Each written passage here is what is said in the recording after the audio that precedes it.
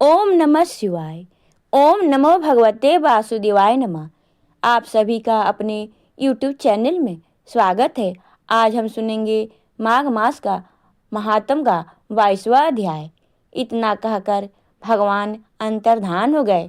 तब देवनिधि कहने लगे कि हे महर्षि, जैसे गंगा जी में स्नान करने से मनुष्य पवित्र हो जाता है, वैसे ही भगवान की इस कथा को सुनकर मैं पवित्र हो गया। कृपा करके उस स्तोत्र को कहिए जिससे उस ब्राह्मण ने भगवान को प्रसन्न किया। लोमस जी कहते हैं कि उस स्तोत्र को पहले गरुड़ जी ने पढ़ा, उससे मैंने सुना, हे विप्र, यह स्तोत्र अध्यात्मक विद्या का सार, पापों का नाश करने वाला है। वासुदेव सर्वव्यापी चक्रधारी सज्जनों के प्रिय जगत के स्वामी श्री कृष्ण को नमस्कार है। जब स्तुति करने वाला विचार करे कि सभी जगत विष्णुमय है तो किसकी स्तुति की जाए। जिस प्रकार के श्वास वेद है, फिर कौन सी स्तुति उनकी प्रसन्नता के लिए की जा सकती है। जिसकी वेद नहीं जान सकते, न प्राणी न मन जान सकता है, उसकी स्तुति में ज्ञानी क्या कर सकता है। सारा चर अचर संसार जिसकी माया की चक्र की तरह घूम रहा है, इसी से हे प्रभु आप चक्रधारी कहलाते हो। ब्रह्मा विष्णु आप ही हो। सारे संसार को उत्पन्न करने वाले ब्रह्मा को भी आप उत्पन्न करने वाले हो।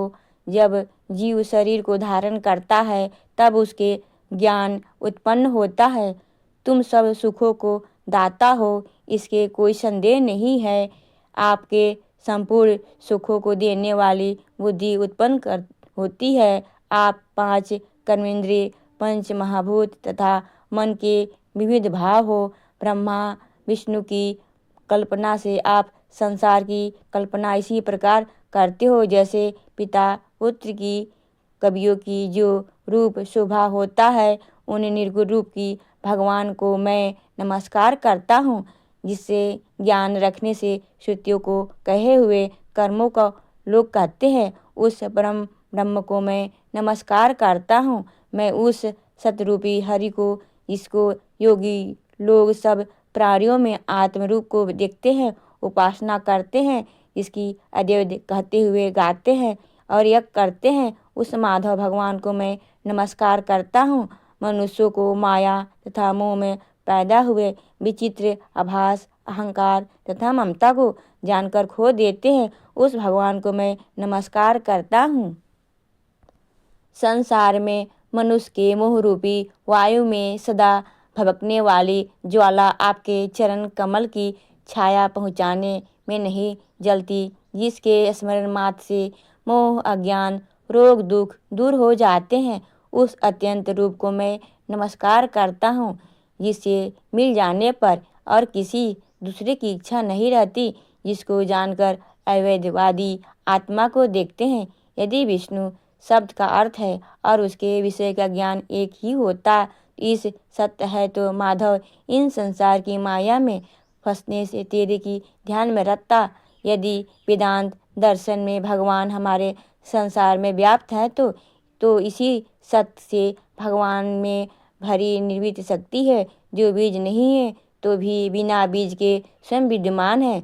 सो यह विष्णु भगवान रूपी रंग के हमारे बीज के टुकड़े टुकड़े को जो सृष्टि स्थिति तथा लय की ब्रह्मा विष्णु महेश 3 रूप में धारण करते हैं और कार्य में सत्य रज और तम इन तीनों गुणों विद्यमान है, वह भगवान मुझ पर प्रसन्न हो। प्राणियों के हृदय रूपी मंदिर में निर्मल देवव्यास करते हैं, वह भगवान मुझ पर प्रसन्न हो। जो अविद्या धूपुड़ संसार का त्याग करता है, जब मैं आप हो, आपका बनाया हुआ विश्व आनंद करता है, आपके त्याग करने पर अवित्र हो जाता है, उसका साथ करने पर भी तुम बिना साथ के बने रहते हो। विग्राही रहित जिनके चक्रवार पंचभूत युग से पैदा हुआ चैतन्यमय मानते हुए उपासना करते हैं। जैन लोग आपको शरीर का परिमाण मानते हैं और संख्यावादी तुम्ही को प्रगति से परे पुरुष मानकर ध्यान करते हैं। जन्म इत्यादि से रहित चैन्यतय रूप सदा आनंद स्वरूप उपनिषद जिसकी महिमा गाते हैं। आकाशवादी पंच महाभूत देह मन बुद्धि इंद्रिया सब कुछ तुम ही हो, तुमसे अलग और कुछ भी नहीं। तुम ही सब प्राणियों को उत्पन्न करने वाले हो और मुझको शरण देने वाले हो। तुम अग्नि रवि इंद्र होम मंत्र क्रिया तथा फल सब तुम ही हो। कर्म के फल देने वाले वैकुंठ में तुम्हारे सिवाय कोई नहीं है। मैं तुम्हारी शरण में हूँ। सब प्राणियों के हेतु तथा उसको शरण देने वाले तुम ही हो। जैसे युवा पुरुष की युक्ति में और युक्ति की युवा की में प्रीति होती है, वैसे ही मेरी प्रीति तुम ही में हो। जो पापी भी आपको प्रणाम करता है उसको यमदूत ऐसे नहीं देखते हैं जैसे उल्लू सूर्य को। प्रत्येक पाप मनुष्य को उस समय तक ही सुख देते हैं जब तक वह आपके चरण कमलों का सहारा नहीं लेता। जिसको गुण जाति तथा धर्म को स्पर्श ना कर सके तथा गतियों भी स्पर्श नहीं करती, जो इंद्रियों के वशीभूत नहीं है, जिनके बड़े बड़े मुनि लोग साक्षात नहीं करते, उन भगवान को मैं नमस्कार करता हूँ। जितने ज्ञान रूपी सुंदर गुण है, जिन्होंने मोह सुख स्वरूप मोक्ष रूपी लक्ष्मी का आलिंगन किया, जिन्होंने आत्मस्वरूप सुख भोगा है, जिसको ध्यान रूप से मृत्यु का वश में किया है, ऐसे मुनियों को सेवित भगवान को नमस्कार है।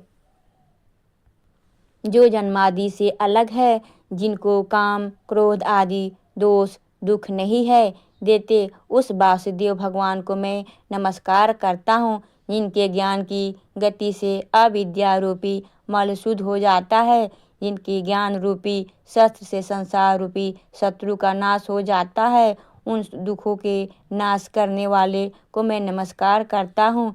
जिस प्रकार सब स्थावर जगत संसार को उत्पन्न करते हैं, इसी सत्य को मैं भगवान मुझे दर्शन दे। इस प्रकार उसकी सच्ची भक्ति देखकर भगवान ने प्रसन्न होकर उस ब्राह्मण को दर्शन दिए और ब्राह्मण की स्तुति से प्रसन्न होकर तथा उसको वरदान देकर भगवान अंतर्धान हो गए और वह ब्राह्मण कृतज्ञ होकर भगवान में लीन हो गया और शिष्यों के साथ स्तोत्र पढ़ता हुआ तपोवन में रहने लगा।